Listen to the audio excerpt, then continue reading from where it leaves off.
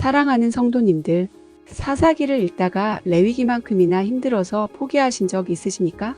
사사들의 이야기가 왜 이렇게 반복되고 왜 이렇게 폭력적이고 도대체 무슨 의미인지 모르겠다고 생각하신 적 있으십니까? 온니엘, 에훗, 드보라, 기드온, 입다, 삼손.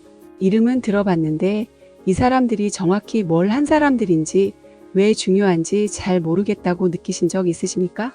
사랑하는 성도님들, 만약 여러분이 이런 고민을 하셨다면 오늘 이 영상은 여러분을 위해 특별히 준비되었습니다. 지금부터 집중해 주십시오.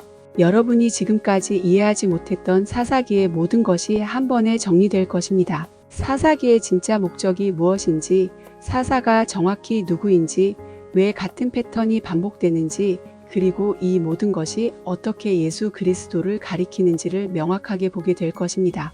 이 영상을 끝까지 보시면 여러분은 더 이상 사사기를 읽을 때 혼란스러워하지 않으실 겁니다.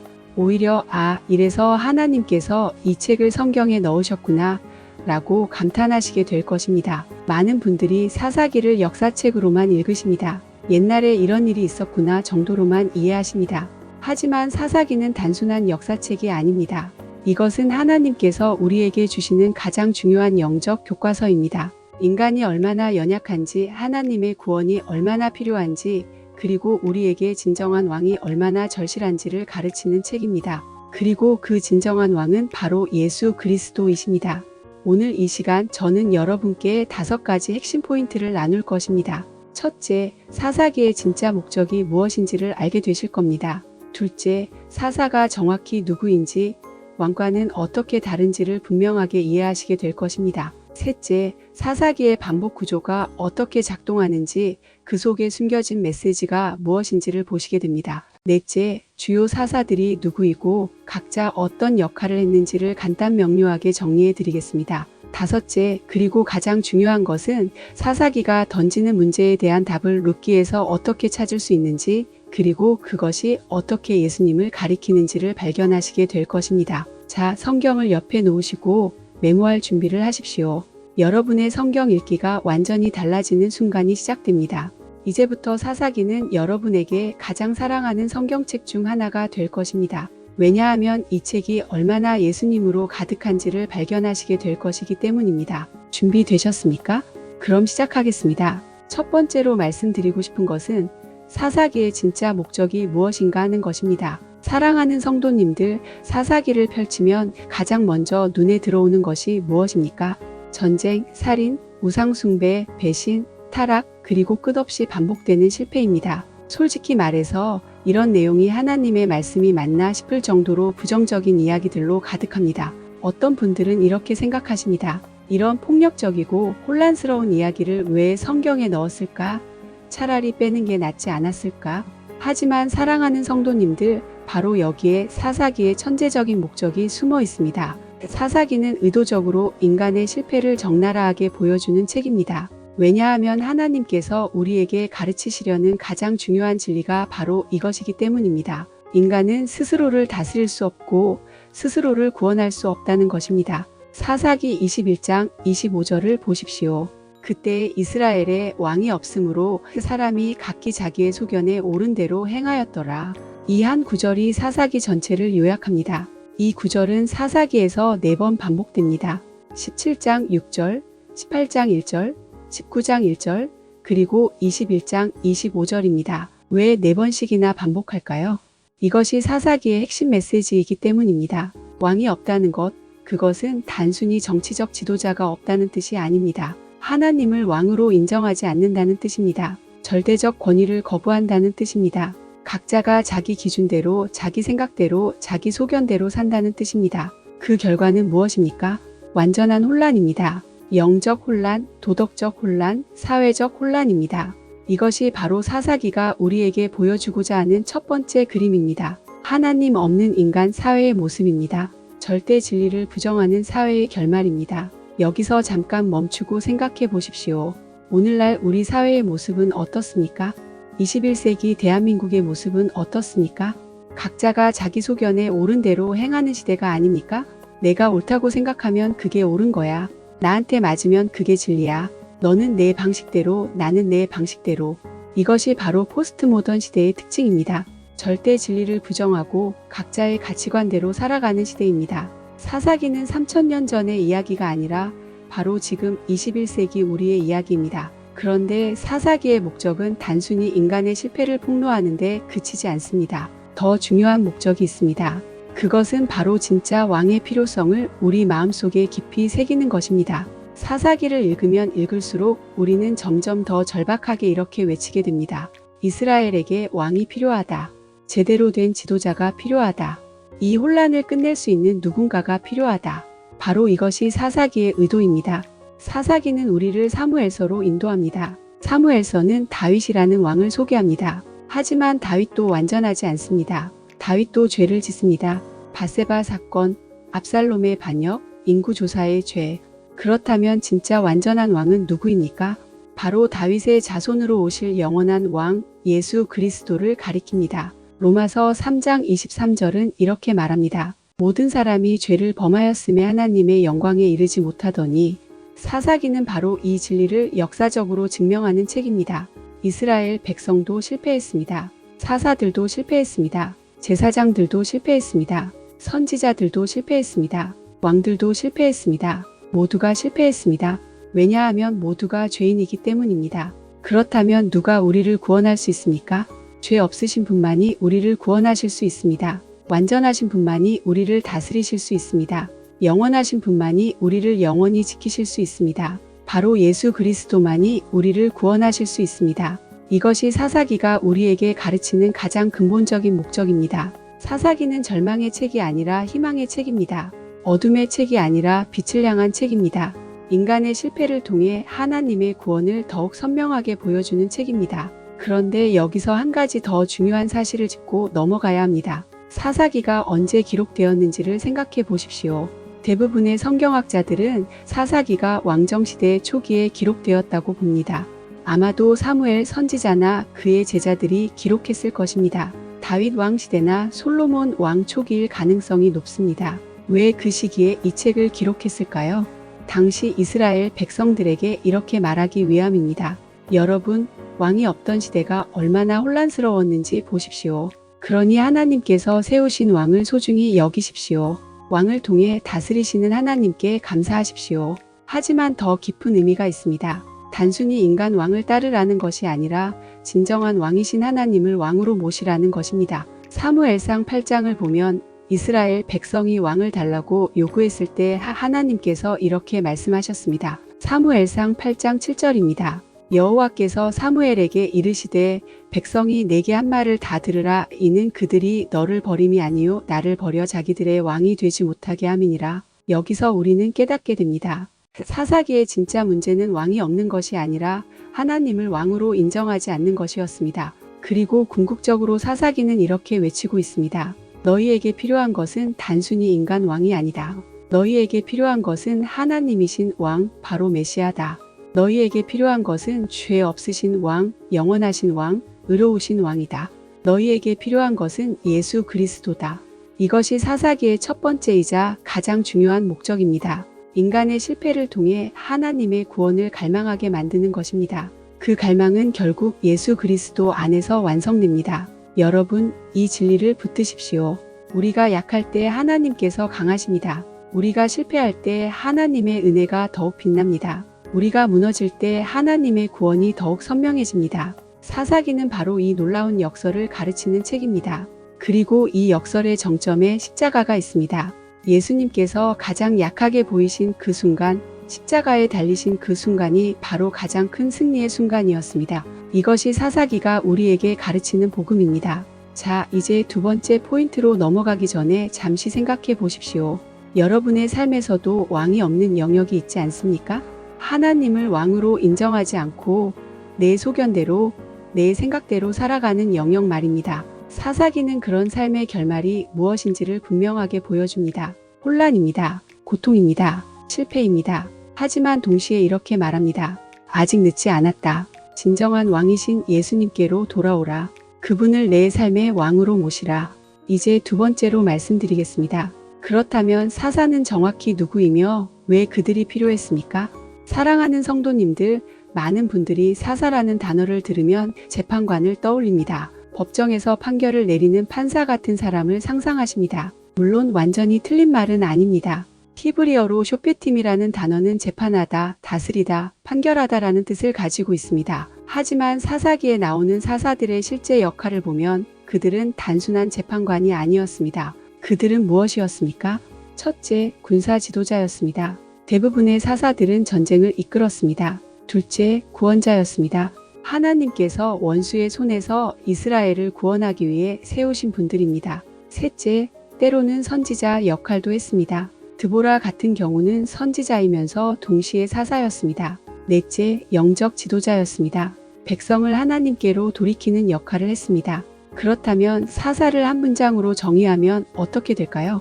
사사는 하나님께서 위기의 때에 이스라엘을 구원하시기 위해 특별히 세우신 임시 지도자입니다. 여기서 가장 중요한 단어가 무엇입니까? 임시라는 단어입니다. 사사는 임시직이었습니다. 왕과는 근본적으로 다릅니다. 왕과 사사의 차이를 명확하게 이해하는 것이 사사기를 이해하는 핵심입니다. 자, 왕과 사사를 비교해 보겠습니다. 첫째, 세습의 차이입니다. 왕은 세습됩니다. 아버지가 왕이면 아들도 왕이 됩니다. 하지만 사사는 세습되지 않습니다. 기드온이 사사였다고 해서 그의 아들이 자동으로 사사가 되지 않습니다. 실제로 기드온의 아들 아비멜렉이 왕이 되려고 했다가 비참하게 끝났습니다. 둘째, 기간의 차이입니다. 왕은 죽을 때까지 왕입니다. 영구적입니다. 하지만 사사는 그 위기가 끝나면 역할이 끝납니다. 일시적이고 임시적입니다. 셋째, 영역의 차이입니다. 왕은 전체 이스라엘 12지파를 다스립니다. 하지만 대부분의 사사는 특정 지파나 특정 지역만 구원했습니다. 드보라는 주로 북쪽 지파들을 도왔습니다. 삼손은 주로 단 지파와 유다 지파 지역에서 활동했습니다. 넷째, 권위의 차이입니다. 왕은 중앙 집권적 권위를 가집니다. 하지만 사사는 카리스마적 권위를 가집니다. 하나님의 영이 임하면 사람들이 따랐지만 그 위기가 지나면 권위도 약해졌습니다. 이 모든 차이점이 무엇을 의미합니까? 사사 시대는 본질적으로 불완전한 시대였다는 것입니다. 임시방편의 시대였습니다. 과도기적 시대였습니다. 더 나은 것, 영구적인 것, 완전한 것을 기다리는 시대였습니다. 사사기 2장 16절에서 19절을 자세히 보십시오. 여호와께서 사사들을 세우사 노략자의 손에서 그들을 건져내게 하셨으나 그들이 그 사사들에게도 순종하지 아니하고 오히려 다른 신들을 음란하게 섬겨 그들에게 절하고 여호와께서 그들의 조상들에게 명령하신 도에서 속히 치우쳐 떠나서 그와 같이 행하지 아니하였더라. 여호와께서 그들을 위하여 사사들을 세우실 때에는 그 사사와 함께 하셨고 그 사사가 사는 날 동안에는 여호와께서 그들을 원수의 손에서 구원하셨으니 이는 그들이 대적에게 압박과 괴롭게 함을 받아 슬피 부르짖음으로 여호와께서 뜻을 돌이키셨음이거늘 그 사사가 죽은 후에는 그들이 돌이켜 그들의 조상들보다 더욱 타락하여 다른 신들을 따라 섬기며 그들에게 절하고 그들의 행위와 완고한 길을 그치지 아니하였더라. 이 구절에서 우리는 놀라운 패턴을 발견합니다. 사사가 산다, 백성이 구원받는다. 사사가 죽는다, 백성이 다시 타락한다. 이것이 계속 반복됩니다. 왜 이런 일이 일어납니까? 사사들이 완전하지 않았기 때문입니다. 사사들도 죄인이었기 때문입니다. 사사들도 죽는 존재였기 때문입니다. 그렇다면 왜 하나님께서는 불완전한 사사들을 세우셨습니까? 여기에 깊은 신학적 의미가 있습니다. 첫째, 하나님께서는 당신의 백성을 포기하지 않으셨습니다. 백성이 아무리 반복적으로 죄를 지어도 하나님께서는 그들의 부르짖음을 들으시고 구원자를 보내셨습니다. 이것이 바로 하나님의 인내하시는 사랑입니다. 예레미야가 3장 22절에서 23절을 보십시오. 여호와의 인자와 긍휼이 무궁하심으로 우리가 진멸되지 아니함이니이다. 이것들이 아침마다 새로우니 주의 성실하심이 크시도소이다. 하나님께서는 아침마다 새로운 긍휼을 베푸시는 분이십니다. 사사시대에도 그러하셨습니다. 둘째, 사사들의 불완전함을 통해 하나님께서는 완전한 구원자의 필요성을 보여주셨습니다. 사사들이 죽으면 백성이 다시 타락했다는 것은 무엇을 의미합니까? 인간 지도자로는 근본적인 해결이 불가능하다는 것입니다. 임시적인 구원으로는 부족하다는 것입니다. 영원히 살아계시며 영원히 통치하시는 왕이 필요하다는 것입니다. 히브리서 7장 23절에서 25절은 이렇게 말합니다. 그들은 죽음으로 말미암아 항상 잊지 못함으로 제사장 된 자가 많았으나 예수는 영원히 계심으로 그 제사 직분도 갈리지 아니하나니 그러므로 자기를 힘입어 하나님께 나아가는 자들을 온전히 구원하실 수 있으니 이는 그가 항상 살아 계셔서 그들을 위하여 간구하심이라.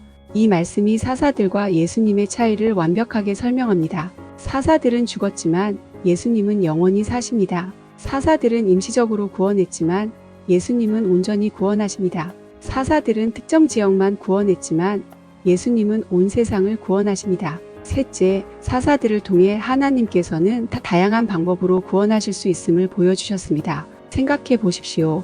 온니엘은 용감한 전사였습니다.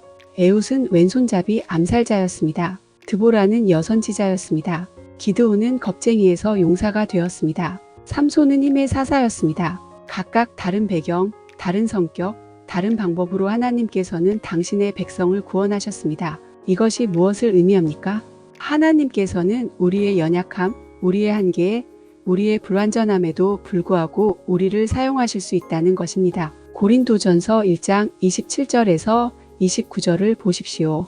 그러나 하나님께서 세상의 미련한 것들을 택하사 지혜 있는 자들을 부끄럽게 하려 하시고 세상의 약한 것들을 택하사 강한 것들을 부끄럽게 하려 하시며 하나님께서 세상의 천한 것들과 멸시 받는 것들과 없는 것들을 택하사 있는 것들을 폐하려 하시나니 이는 아무 육체도 하나님 앞에서 자랑하지 못하게 하려 하심이라. 사사들의 이야기는 바로 이 원리의 생생한 예입니다. 하나님께서는 불완전한 도구들을 사용하셔서 완전한 구원을 이루어 가십니다. 그러나 궁극적으로는 완전한 도구, 완전한 사사, 완전한 왕이신 예수 그리스도를 보내주십니다.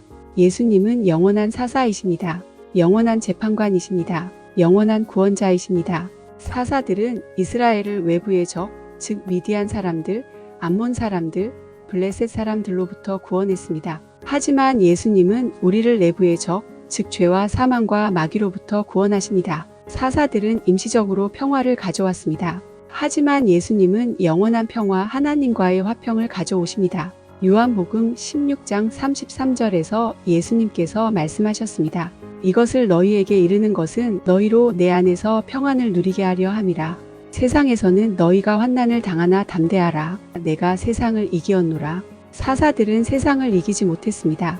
그들 자신도 세상에 넘어졌습니다. 하지만 예수님은 세상을 이기셨습니다. 죄를 이기셨습니다. 사망을 이기셨습니다. 마귀를 이기셨습니다.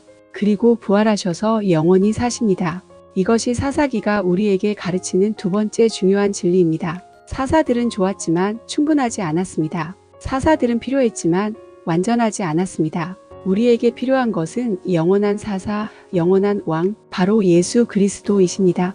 그리고 여기서 한 가지 더 중요한 점을 짚고 넘어가야 합니다. 사사들이 어떻게 세워졌는지를 보십시오. 대부분의 경우 백성이 고통 중에 하나님께 부르짖을 때 사사가 세워졌습니다. 이것이 무엇을 가르칩니까? 기도의 중요성입니다. 회개의 필요성입니다. 하나님을 향한 부르짖음이 구원의 시작입니다. 야고보서 5장 16절은 이렇게 말합니다. 그러므로 너희 죄를 서로 고백하며 병이 낫기를 위하여 서로 기도하라. 의인의 간구는 역사하는 힘이 큼이니라. 사사시대에도 백성의 부르짖음이 하나님을 움직였습니다.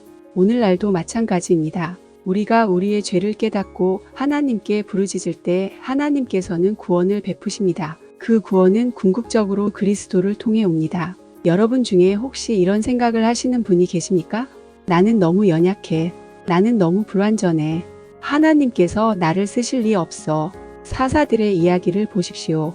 기드온은 가장 약한 가문의 가장 작은 자였습니다. 사사기 6장 15절에서 기드온이 이렇게 말합니다. 주여 내가 어떻게 이스라엘을 구원하리이까? 보소서 나의 집은 므낫세 중에 극히 약하고 나는 내 아버지의 집에서 가장 작은 자니이다. 그런데 하나님께서 그를 뭐라고 부르셨습니까? 사사기 6장 12절입니다. 여호와의 사자가 기드온에게 나타나 이르되 큰 용사여 여호와께서 너와 함께 계시도다. 큰 용사라고 부르셨습니다. 하나님께서는 우리를 우리의 현재 상태로 보시는 것이 아니라 우리의 가능성으로 보십니다. 하나님께서는 우리의 약함을 통해 당신의 강함을 나타내십니다.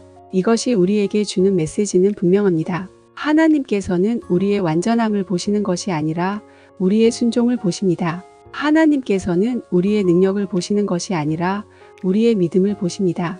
그리고 가장 중요한 것은 우리의 불완전함을 통해서도 하나님의 완전한 계획이 이루어진다는 것입니다. 자, 이제 세 번째 포인트로 넘어가겠습니다. 하지만 그 전에 이것만은 꼭 기억하십시오. 사사들의 이야기는 단순한 영웅담이 아닙니다. 그것은 불완전한 구원자들을 통해 완전한 구원자를 기다리게 만드는 하나님의 교육 과정입니다. 그리고 그 완전한 구원자가 바로 예수 그리스도이십니다. 세 번째로 말씀드리고 싶은 것은 사사기의 독특한 구조입니다. 사랑하는 성도님들, 사사기를 읽으면서 여러분은 분명히 이런 느낌을 받으셨을 것입니다.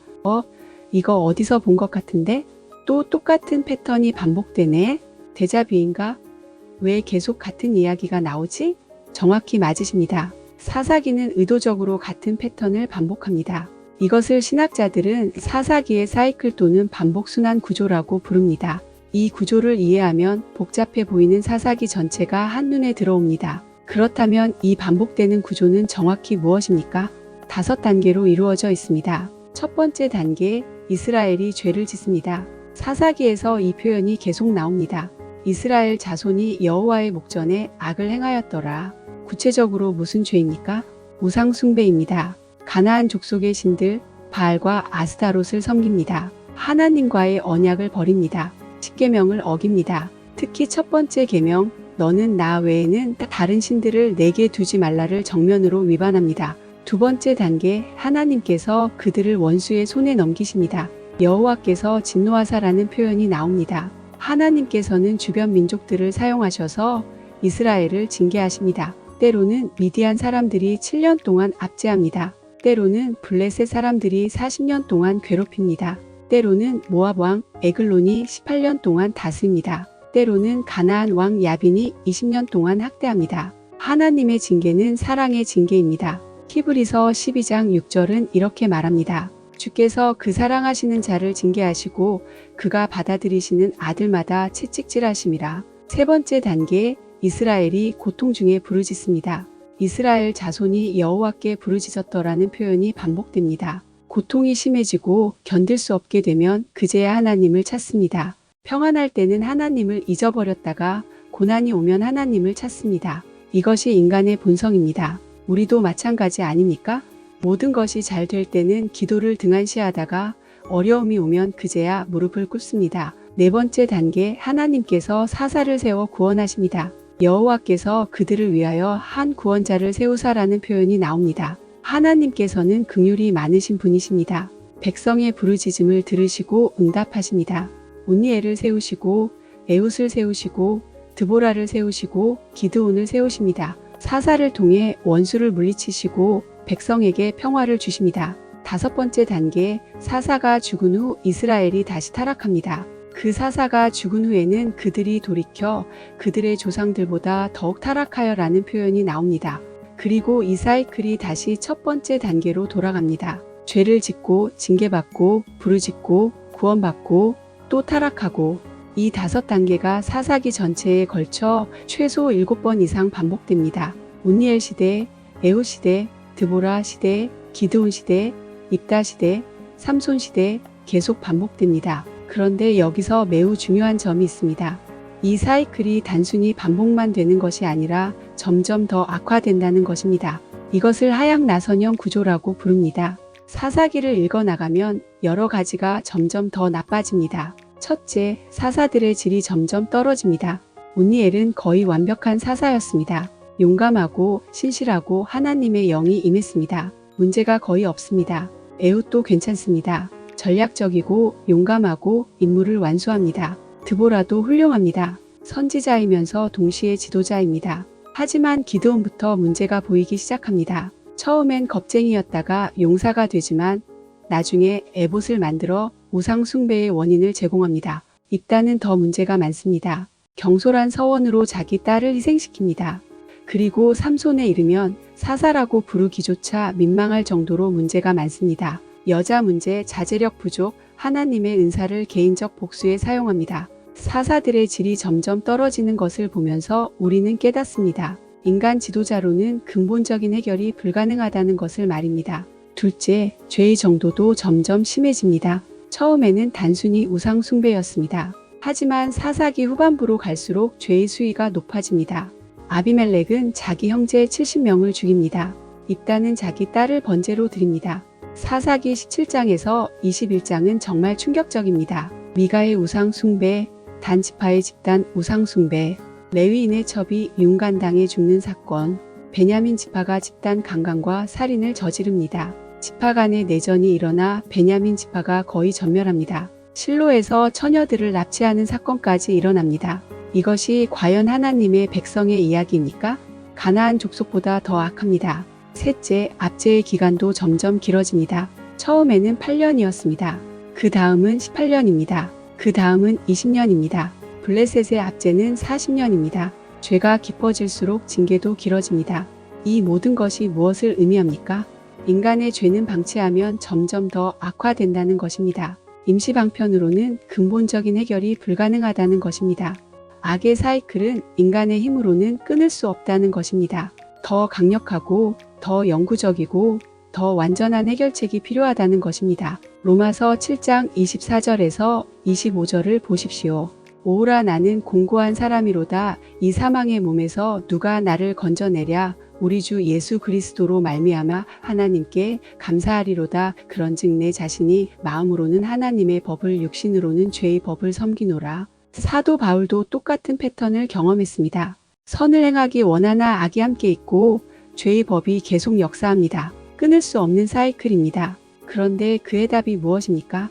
우리 주 예수 그리스도로 말미암아 하나님께 감사하리로다. 예수 그리스도입니다. 오직 예수 그리스도만이 이 죄의 사이클을 끊으실 수 있습니다. 사사기의 반복 구조는 바로 이것을 가르칩니다. 인간은 스스로 이 악의 사이클을 끊을 수 없습니다. 오직 예수 그리스도만이 이 저주의 고리를 끊으실 수 있습니다. 이제 사사기의 구조를 좀 더 자세히 살펴보겠습니다. 사사기는 크게 세 부분으로 나눌 수 있습니다. 1장 1절에서 3장 6절까지는 서론입니다. 여기서는 왜 이스라엘이 가나안 족속을 완전히 몰아내지 못했는지 그 결과가 무엇인지를 설명합니다. 신명기 7장에서 하나님께서는 분명히 명령하셨습니다. 가나안 족속을 완전히 멸하라고, 그들과 언약을 맺지 말고 혼인하지 말라고. 왜냐하면 그들이 이스라엘을 우상 숭배로 인도할 것이기 때문입니다. 그런데 이스라엘은 순종하지 않았습니다. 가나안 족속을 남겨두었습니다. 때로는 그들을 노예로 삼았고, 때로는 그들과 함께 살았고, 때로는 그들과 혼인했습니다. 그 결과가 무엇입니까? 정확히 하나님께서 경고하신 대로 이스라엘은 우상 숭배에 빠졌습니다. 사사기 2장 2절에서 3절을 보십시오. 여호와의 사자가 길갈에서부터 보김에 이르러 이스라엘 자손에게 이르되 내가 너희를 애굽에서 인도하여 내어 너희 조상들에게 맹세한 땅으로 이끌어 이르러 이르기를 내가 너희와 세운 언약을 영원히 어기지 아니하리니 너희는 이 땅의 주민과 언약을 맺지 말며 그들의 제단을 헐라하였거늘 너희가 내 목소리를 청종하지 아니하였도다. 이 무슨 일이냐?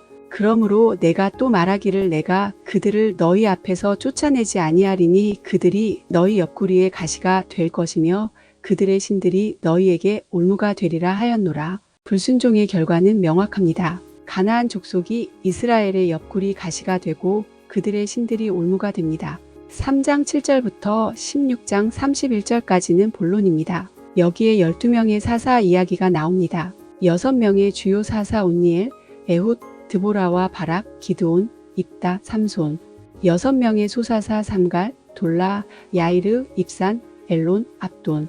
주요 사사들의 이야기는 자세히 기록되어 있고 소사사들은 간단히 언급됩니다. 그런데 재미있는 것은 사사들의 이야기가 진행될수록 점점 더 길어지고 점점 더 복잡해지고 점점 더 문제가 많아진다는 것입니다. 온니엘의 이야기는 단 5절입니다. 에훗의 이야기는 1장입니다. 드보라와 바락의 이야기는 2장입니다. 기드온의 이야기는 3장입니다. 삼손의 이야기는 4장입니다. 그리고 삼손의 이야기는 가장 극적이면서도 가장 비극적입니다. 이것이 무엇을 의미합니까? 상황이 점점 더 복잡해지고 있다는 것입니다. 해결이 점점 더 어려워지고 있다는 것입니다. 인간의 힘으로는 점점 더 감당하기 어려워지고 있다는 것입니다. 17장 1절부터 21장 25절까지는 부록입니다. 여기에는 사사들의 이야기가 아니라 사사시대의 두 가지 끔찍한 사건이 기록되어 있습니다. 17장에서 18장은 미가의 우상과 단 지파의 우상 숭배입니다. 19장에서 21장은 레위인의 첩사건과 베냐민 지파의 거의 전멸입니다. 이 부분은 시간 순서대로 기록된 것이 아닙니다. 아마도 사사시대 초기나 중기에 일어난 사건들일 것입니다. 그렇다면 왜 사사기 마지막에 배치했을까요? 사사시대가 얼마나 영적으로, 도덕적으로, 사회적으로 타락했는지를 극명하게 보여주기 위함입니다. 그리고 이 부분에 4번이나 나오는 구절이 있습니다. 그때 이스라엘에 왕이 없으므로 사람이 각기 자기의 소견에 옳은 대로 행하였더라. 이것이 사사기 전체의 결론입니다. 왕이 없으면 이렇게 된다. 진정한 왕이 필요하다. 의로운 왕이 필요하다. 영원한 왕이 필요하다. 여러분, 이 구조가 보이십니까? 사사기는 단순한 역사책이 아닙니다. 이것은 정교하게 설계된 신학적 메시지입니다. 반복을 통해 가르치고 악화를 통해 경고하고 결론을 통해 해답을 제시합니다. 그 해답은 무엇입니까? 왕이 필요하다. 진정한 왕, 의로운 왕, 영원한 왕이 필요하다.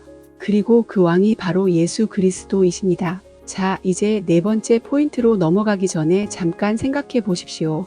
우리의 삶도 사사기의 사이클과 비슷하지 않습니까? 죄를 짓고 고난을 당하고 부르짖고 구원받고 또 넘어지는 패턴을 반복하지 않습니까? 하지만 예수님을 만나면 이 패턴이 깨집니다. 예수님은 우리를 단순히 임시적으로 구원하시는 것이 아니라 영원히 구원하십니다. 요한복음 10장 28절에서 29절을 보십시오. 내가 그들에게 영생을 주노니 영원히 멸망하지 아니할 것이요 또 그들을 내 손에서 빼앗을 자가 없느니라. 그들을 주신 내 아버지는 만물보다 크심에 아무도 아버지 손에서 빼앗을 수 없느니라. 사사들은 죽었지만 예수님은 영원히 사십니다. 사사들의 구원은 임시적이었지만 예수님의 구원은 영원합니다. 이것이 사사기의 구조가 우리에게 가르치는 놀라운 진리입니다. 이제 4번째로 주요 사사들이 누구인지 간단하게 정리하겠습니다. 사랑하는 성도님들, 사사기에는 12명의 사사가 나옵니다. 하지만 그 중에서 6명이 주요 사사이고 6명은 간단히만 언급되는 소사사입니다. 시간 관계상 6명의 주요 사사를 중심으로 빠르게 정리하겠습니다. 첫 번째 사사 온니엘입니다. 온니엘은 갈렙의 조카입니다. 가나안 정복 시대의 용사였습니다. 아람 왕 구산 리사다임이 8년 동안 이스라엘을 압제했을 때 하나님께서 온니엘을 세우셨습니다. 사사기 3장 10절은 이렇게 말합니다. 여호와의 영이 그에게 임하셨으므로 그가 이스라엘의 사사가 되어 나가서 싸울 때에 여호와께서 아람 왕 구산 리사다임을 그의 손에 넘겨주심에 온니엘이 구산 리사다임을 이기니라. 온니엘은 거의 완벽한 사사입니다. 하나님의 영이 임했고 승리했고 40년의 평화를 가져왔습니다. 문제가 거의 언급되지 않습니다. 두 번째 사사 에훗입니다. 에훗은 베냐민 지파 출신의 왼손잡이입니다. 모압 왕 에글론이 18년 동안 이스라엘을 압제했습니다. 에훗은 전략가였습니다. 그는 모압 왕에게 조공을 바치는 척하면서 접근했고 왼손에 숨긴 칼로 에글론을 암살했습니다. 그리고 이스라엘 군대를 이끌어 모압 사람 1만 명을 죽이고 승리했습니다. 80년의 평화가 왔습니다. 세 번째 사사 드보라와 바락입니다. 드보라는 여선지자이면서 동시에 사사였습니다. 유일한 여성 사사입니다. 가나안 왕 야빈이 20년 동안 이스라엘을 학대했습니다. 특히 야빈의 군대 장관 시스라는 철 병거 900대를 가지고 있었습니다. 드보라는 바락을 불러 전쟁을 선포했습니다. 바락은 당신이 함께 가면 가겠지만 함께 가지 않으면 가지 않겠다고 말했습니다. 결국 드보라가 함께 갔고 하나님께서 시스라의 군대를 무찔렀습니다. 시스라는 도망쳤다가 야엘이라는 여인의 손에 죽습니다. 야엘은 시스라가 장막에서 자고 있을 때 장막 말뚝으로 그의 관자놀이를 박아 죽였습니다. 40년의 평화가 왔습니다. 네 번째 사사 기드온입니다. 기드온은 므낫세 지파 출신입니다. 미디안 사람들이 7년 동안 이스라엘을 압제했습니다. 미디안 사람들은 이스라엘의 곡식을 약탈하여 백성이 굶주렸습니다. 기드온은 포도주 틀에서 밀을 타작하며 숨어 있었습니다. 하나님의 사자가 나타나 그를 큰 용사라고 불렀습니다. 기드온은 처음에 매우 소극적이었습니다. 양털 시험을 2번이나 했습니다. 하지만 결국 하나님께 순종했습니다. 하나님께서는 기드온의 군대를 32,000명에서 300명으로 줄이셨습니다. 인간의 힘이 아니라 하나님의 능력으로 승리하게 하기 위함이었습니다. 기드온과 300용사는 횃불과 나팔과 빈 항아리로 미디안 진영을 혼란시켰고 대승을 거두었습니다. 40년의 평화가 왔습니다. 하지만 기드온은 나중에 에봇을 만들어 우상 숭배의 원인을 제공했습니다. 그리고 그의 아들 아비멜렉은 왕이 되려고 했다가 비참하게 끝났습니다. 다섯 번째 사사 입다입니다. 입다는 기생의 아들로 태어나 쫓겨난 인생이었습니다. 하지만 용감한 전사가 되어 건달들의 두목이 되었습니다. 암몬 사람들이 이스라엘을 치자 길르앗 장로들이 입다를 찾아와 지도자가 되어 달라고 요청했습니다. 입다는 먼저 외교적으로 암몬 왕을 설득하려 했지만 실패했습니다. 하나님의 영이 입다에게 임했고 그는 암몬 사람들과 싸워 승리했습니다. 하지만 입다는 큰 실수를 했습니다. 전쟁에 나가기 전에 하나님께 서원하기를 제가 승리하고 돌아올 때 제 집 문에서 나와 맞이하는 첫 번째 것을 번제로 드리겠습니다라고 했습니다. 그런데 그가 승리하고 돌아왔을 때 그의 무남 동료 딸이 소고를 치며 춤추며 나왔습니다. 입다는 자기 딸을 번제로 드렸습니다. 이것은 매우 비극적이고 경솔한 서원의 결과였습니다.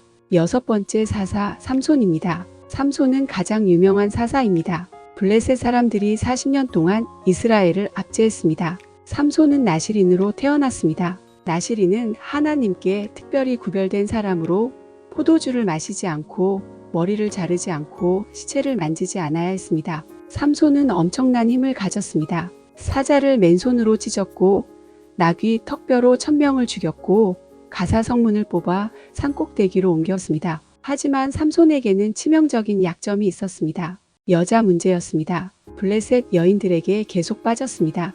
마침내 들릴라라는 여인에게 속아 힘의 비밀을 말했습니다. 머리카락을 자르면 힘을 잃는다는 것을 말입니다. 들릴라는 그가 잠든 사이에 머리를 잘랐고 삼손은 힘을 잃었습니다. 블레셋 사람들이 그를 붙잡아 눈을 빼고 감옥에 가두어 맷돌을 돌리게 했습니다. 하지만 하나님께서는 삼손을 완전히 버리지 않으셨습니다. 블레셋 사람들이 다곤 신전에서 큰 잔치를 벌이며 삼손을 조롱할 때 삼손은 마지막으로 하나님께 기도했습니다. 주 여호와여 구하옵나니 나를 생각하옵소서. 하나님이여 구하옵나니 이번만 나를 강하게 하옵소서. 블레셋 사람들이 나의 두 눈을 뺀 원수를 단번에 갚게 하옵소서. 하나님께서 그의 기도를 들으셨습니다. 삼손은 신전의 두 기둥을 붙잡고 힘껏 밀었습니다. 신전이 무너졌고 그 안에 있던 3000명의 블레셋 사람들이 다 죽었습니다. 삼손도 함께 죽었습니다. 사사기 16장 30절은 이렇게 말합니다. 그가 이르되 블레셋 사람들과 함께 죽기를 원하노라 하고 힘을 다하여 밀매 그 집이 그 안에 있는 모든 지도자들과 모든 백성에게 무너지니 삼손이 죽을 때에 죽인 자가 살았을 때에 죽인 자보다 더 많았더라. 삼손의 이야기는 비극적이지만 동시에 희망적입니다. 비극적인 이유는 그가 하나님의 은사를 낭비했기 때문입니다.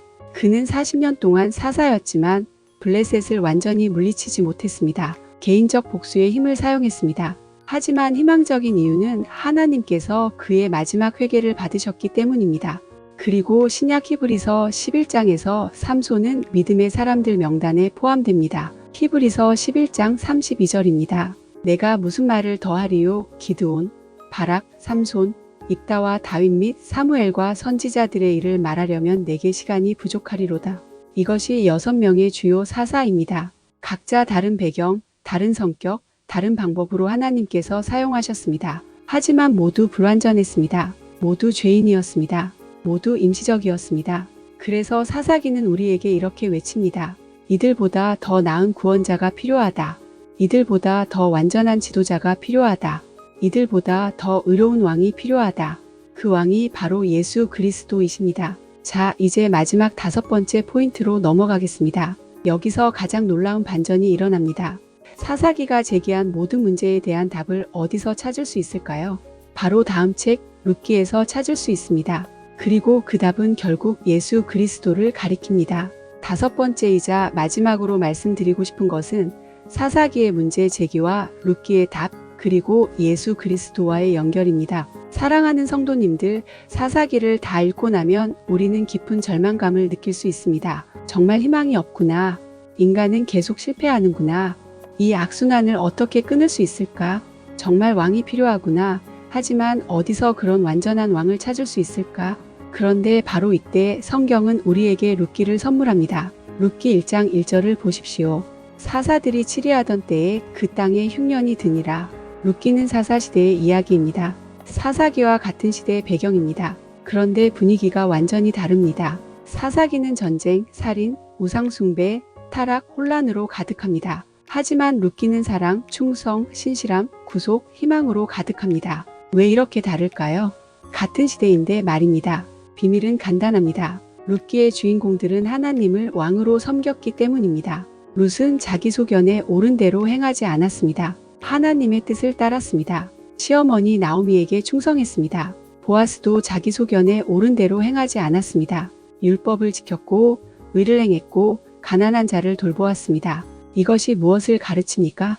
사사시대에도 아무리 타락한 시대에도 하나님께 신실한 사람들이 있었다는 것입니다. 그리고 하나님께서는 바로 그런 사람들을 통해 구원의 역사를 이루어 가신다는 것입니다. 로마서 11장 4절에서 5절을 보십시오. 그러나 하나님의 대답이 무엇이라고 하시니까 내가 나를 위하여 바알에게 무릎을 꿇지 아니한 사람 7,000명을 남겨두었다 하셨으니 그런즉 이와 같이 이제도 은혜로 택하심을 따라 남은 자가 있느니라. 엘리야 시대에도 바알에게 무릎 꿇지 않은 7,000명이 있었습니다. 사사 시대에도 하나님을 진정으로 섬기는 사람들이 있었습니다. 룻과 보아스가 바로 그런 사람들이었습니다. 그런데 룻기가 우리에게 주는 메시지는 여기서 끝나지 않습니다. 룻기의 가장 중요한 부분은 마지막 족보입니다. 룻기 4장 13절에서 22절을 보십시오. 이에 보아스가 룻을 맞이하여 아내로 삼고 그에게 들어갔더니 여호와께서 그에게 임신하게 하심으로 그가 아들을 낳은지라. 여인들이 나오미에게 이르되 찬송할지로다. 여호와께서 오늘 내게 기업 물을 자가 없게 하지 아니하셨도다. 이 아이의 이름이 이스라엘 중에 유명하게 되기를 원하노라. 이는 내 생명의 회복자이며 내 노년의 봉양자라. 곧 너를 사랑하며 7 아들보다 귀한 내 며느리가 낳은 자로다. 아니라 나오미가 아기를 취하여 품에 품고 그의 양육자가 되니 그의 이웃 여인들이 그에게 이름을 지어주되 나오미에게 아들이 태어났다 하여 그의 이름을 오벳이라 하였는데 그는 다윗의 아버지인 이새의 아버지였더라. 베레스의 계보는 이러하니라. 베레스는 헤스론을 낳았고 헤스론은 람을 낳았고 람은 암미나답을 낳았고 암미나답은 나손을 낳았고 나손은 살몬을 낳았고 살몬은 보아스를 낳았고 보아스는 오벳을 낳았고 오벳은 이새를 낳았고 이새는 다윗을 낳았더라. 보아스가 룻을 아내로 맞아 오벳을 낳고 오벳이 이새를 낳고 이새가 다윗을 낳습니다. 다윗입니다. 이스라엘의 가장 위대한 왕 다윗입니다. 룻기는 다윗의 조상 이야기입니다. 사사기가 왕이 필요하다고 외친다면 룻기는 왕이 오고 있다고 말합니다. 그런데 여기서 더 놀라운 것은 룻이 누구였습니까? 모압 여인이었습니다. 이방인이었습니다. 이스라엘 사람도 아니었습니다. 신명기 23장 3절은 이렇게 말합니다. 암몬 사람과 모압 사람은 여호와의 총회에 들어오지 못하리니 그들에게 속한 자는 10대뿐 아니라 영원히 여호와의 총회에 들어오지 못하리라. 모압 사람은 하나님의 백성이 될 수 없었습니다. 그런데 하나님께서는 바로 이 이방 여인을 통해 다윗 왕가를 세우셨습니다. 이것이 무엇을 의미합니까? 첫째, 하나님의 구원은 유대인만을 위한 것이 아니라 모든 민족을 위한 것이라는 것입니다. 둘째, 하나님께서는 혈통이 아니라 믿음을 보신다는 것입니다. 룻은 모압 사람으로 태어났지만 믿음으로 하나님의 백성이 되었습니다. 룻기 1장 16절에서 17절에서 룻이 나오미에게 한 말을 보십시오. 룻이 이르되 내게 어머니를 떠나며 어머니를 따르지 말고 돌아가라.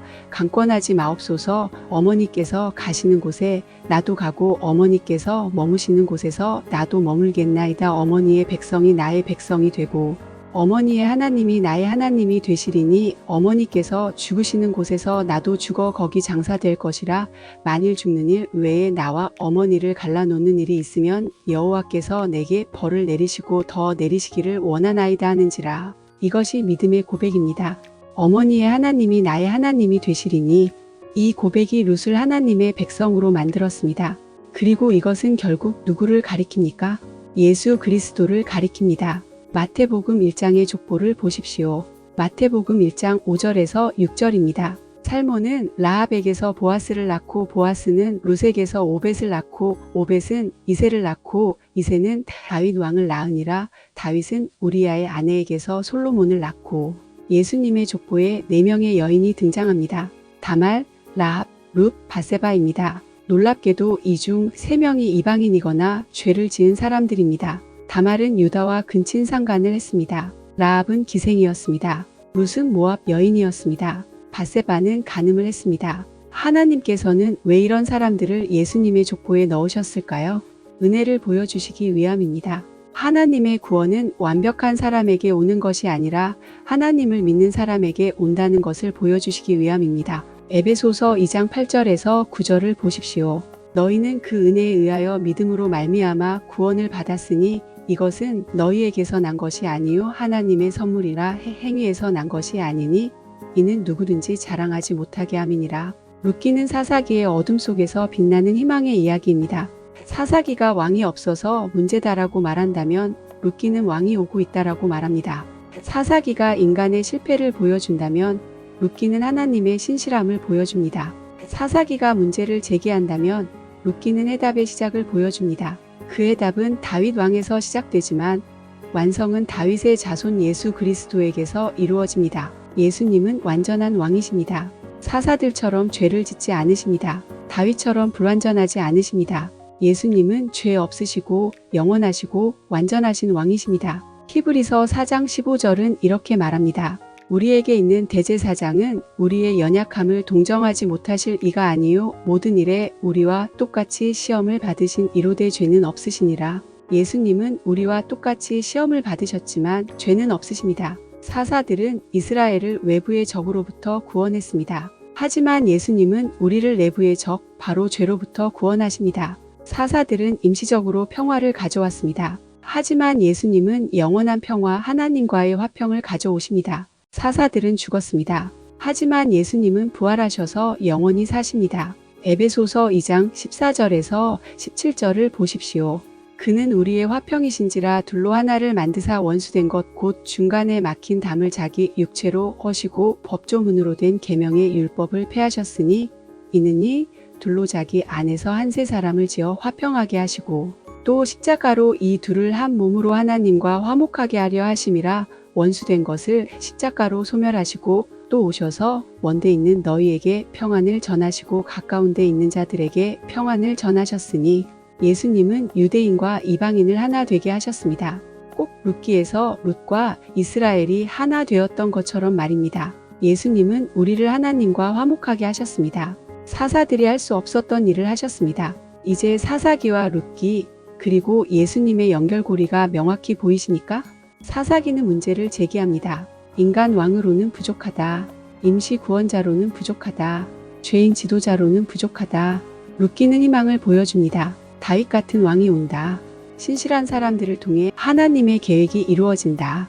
이방인도 하나님의 백성이 될 수 있다. 복음서는 답을 제시합니다. 다윗의 자손 예수 그리스도가 오셨다. 완전한 왕이 오셨다. 영원한 구원자가 오셨다. 요한계시록 5장 5절은 이렇게 선포합니다. 장로 중에 한 사람이 내게 말하되 울지 말라. 유대 지파의 사자 다윗의 뿌리가 이겼으니 그 두루마리와 그 7인을 떼시리라 하더라. 다윗의 뿌리 바로 예수 그리스도께서 이기셨습니다. 죄를 이기셨습니다. 사망을 이기셨습니다. 마귀를 이기셨습니다. 사사들이 이길 수 없었던 것을 이기셨습니다. 그리고 지금도 우리를 위해 통치하고 계십니다. 영원한 왕으로 말입니다. 사사로 말입니다. 의로운 재판관으로 말입니다. 사랑하는 성도님들, 이제 사사기를 읽을 때 완전히 다르게 보이시지 않습니까? 사사기는 실패의 책이 아니라 은혜의 책입니다. 절망의 책이 아니라 희망을 향한 책입니다. 인간의 연약함을 통해 하나님의 강하심을 보여주는 책입니다. 불완전한 구원자들을 통해 완전한 구원자를 기다리게 만드는 책입니다. 그리고 그 완전한 구원자가 바로 우리 주 예수 그리스도이십니다. 오늘 이 시간 우리가 배운 5가지를 다시 한번 정리하겠습니다. 첫째, 사사기의 목적은 인간의 실패를 통해 진정한 왕의 필요성을 보여주는 것입니다. 우리는 스스로를 구원할 수 없습니다. 우리에게는 왕이 필요합니다. 예수 그리스도라는 완전한 왕이 필요합니다. 둘째, 사사는 하나님께서 위기의 때에 세우신 임시 구원자였습니다. 그들은 좋았지만 충분하지 않았습니다. 그들은 필요했지만 완전하지 않았습니다. 우리에게 필요한 것은 영원한 사사, 영원한 구원자, 바로 예수 그리스도이십니다. 셋째, 사사기의 반복 구조는 인간의 죄가 얼마나 완고한지, 그리고 임시방편으로는 근본적인 해결이 불가능하다는 것을 보여줍니다. 우리에게는 악순환을 끊을 수 있는 능력이 없습니다. 오직 예수 그리스도만이 죄의 사슬을 끊으실 수 있습니다. 넷째, 주요 사사들은 각기 다른 방법으로 하나님께 쓰임받았지만 모두 불완전했습니다. 온니엘, 에훗, 드보라, 기드온, 입다, 삼손 모두 죄인이었고 모두 죽었습니다. 하지만 예수님은 죄 없으시고 영원히 사십니다. 다섯째, 사사기가 제기한 문제에 대한 답은 룻기에서 시작되어 예수 그리스도에게서 완성됩니다. 룻기는 다윗 왕가의 시작을 보여주고 예수님은 그 왕가의 완성이십니다. 사사시대의 혼란 속에서도 하나님의 구원 계획은 진행되고 있었습니다. 그리고 그 계획의 정점에 예수 그리스도께서 계십니다. 사랑하는 성도님들, 이제 사사기를 읽으실 때 이것을 기억하십시오. 모든 이야기가 예수님을 가리킨다는 것을 말입니다. 온니엘의 구원은 예수님의 구원을 예표합니다. 에훗의 전략적 승리는 예수님께서 사탄을 속여 십자가에서 승리하신 것을 예표합니다. 드보라의 지도력은 예수님의 지혜로운 인도하심을 예표합니다. 기드온의 300용사는 소수로도 역사하시는 하나님의 능력을 보여줍니다. 입다의 비극은 경솔한 서원의 위험을 경고합니다. 삼손의 죽음을 통한 승리는 십자가의 역설을 예표합니다. 모든 것이 예수님을 향해 갑니다. 구약의 모든 이야기는 예수 그리스도라는 큰 그림의 일부입니다. 그리고 우리의 이야기도 마찬가지입니다. 우리도 때로는 넘어지고 실패하고 죄를 짓습니다. 우리도 사사시대 이스라엘처럼 연약합니다. 하지만 하나님께서는 우리의 연약함 속에서도 당신의 계획을 이루어 가십니다. 우리의 실패에도 불구하고, 아니, 우리의 실패를 통해서도 하나님의 은혜를 드러내십니다. 고린도후서 12장 9절에서 10절을 보십시오. 그러므로 도리어 크게 기뻐함으로 나의 여러 약한 것들에 대하여 자랑하리니 이는 그리스도의 능력이 내게 머물게 하려 함이라. 그러므로 내가 그리스도를 위하여 약한 것들과 능욕과 궁핍과 박해와 공고를 기뻐하노니 이는 내가 약한 그때의 강함이라. 우리가 약할 때 하나님께서 강하십니다. 우리가 실패할 때 하나님의 은혜가 충만합니다. 이것이 사사기가 우리에게 주는 위로입니다. 그리고 소망입니다. 우리는 불완전하지만 우리의 왕이신 예수님은 완전하십니다. 우리는 연약하지만 우리의 구원자이신 예수님은 강하십니다. 우리는 죽지만 우리의 주님이신 예수님은 영원히 사십니다. 이것이 복음입니다. 이것이 사사기가 궁극적으로 우리에게 전하는 메시지입니다. 사랑하는 성도님들, 오늘 이 말씀을 들으시면서 무엇을 결단하시겠습니까? 나는 나 자신의 소견대로 살지 않겠다. 예수님을 나의 왕으로 모시겠다. 이것이 우리가 해야 할 결단입니다. 사사시대는 끝났습니다. 왕의 시대가 왔습니다. 아니, 왕 중의 왕이신 예수님의 시대가 왔습니다. 우리는 더 이상 각자의 소견대로 살 필요가 없습니다. 우리에게는 완전한 왕이 계십니다. 완전한 율법이 있습니다. 완전한 구원이 있습니다. 예수 그리스도 안에서 말입니다. 오늘 이 영상이 여러분의 성경 읽기를 변화시키기를 기도합니다. 사사기를 읽을 때마다 예수님을 발견하시기를 바랍니다. 구약의 모든 이야기에서 복음을 보시기를 바랍니다. 그리고 여러분 자신의 이야기에서도 하나님의 은혜를 발견하시기를 바랍니다. 여러분이 연약할 때 하나님께서 강하시다는 것을 믿으시기 바랍니다. 여러분이 실패할 때 예수님의 은혜가 충분하다는 것을 믿으시기 바랍니다. 여러분이 넘어질 때 예수님께서 다시 일으켜 주신다는 것을 믿으시기 바랍니다. 이것이 사사기의 메시지입니다. 이것이 룻기의 소망입니다. 이것이 복음의 능력입니다. 만약 오늘 이 영상이 도움이 되셨다면 좋아요 버튼을 꼭 눌러주시고 댓글로 은혜 받은 내용을 나눠주십시오. 여러분의 댓글 하나하나가 다른 분들에게도 큰 격려가 됩니다. 사사기가 이렇게 예수님을 가리키는 책인 줄 몰랐습니다. 반복 구조의 의미를 처음 알았습니다. 이제 사사기를 다시 읽고 싶어졌습니다. 이런 댓글을 남겨주시면 다른 분들도 이 영상을 보게 될 것입니다. 그리고 이 영상을 주변 분들과도 꼭 나눠주십시오. 사사기로 고민하시는 분들, 성경 통독이 어려우신 분들, 구약을 이해하기 힘들어하시는 분들께 큰 도움이 될 것입니다. 구독과 알람 설정도 부탁드립니다.